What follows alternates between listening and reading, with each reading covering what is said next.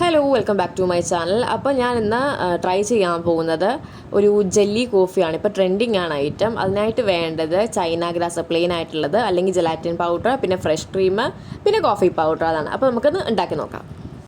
ആദ്യം China ഗ്രാസും coffee പൗഡറും ആവശ്യത്തിനുള്ള ഷുഗറും ഇട്ട് ഒന്ന് തിളപ്പിച്ചതിന് ശേഷം ഞാനതൊരു കപ്പിലോട്ട് മാറ്റി വെച്ചു. ഒന്ന് ജെല്ലിയാക്കാൻ വേണ്ടി 10-12 മിനിറ്റിനുള്ളിൽ അതൊന്ന് സെറ്റായിക്കോളും.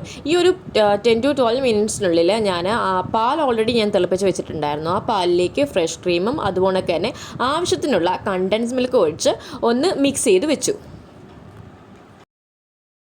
10 മിനിറ്റ് കൊണ്ട് തന്നെ നമ്മൾ ഗ്ലാസ്സിൽ ഒഴിച്ച് മാറ്റി വെച്ച സെറ്റായിരുന്നു. അതിലേക്ക് നമ്മൾ മിക്സ് ചെയ്ത പാൽ ഒഴിച്ച് മിക്സ് ആക്കുക. അത്രയേ ഉള്ളൂ സംഭവം.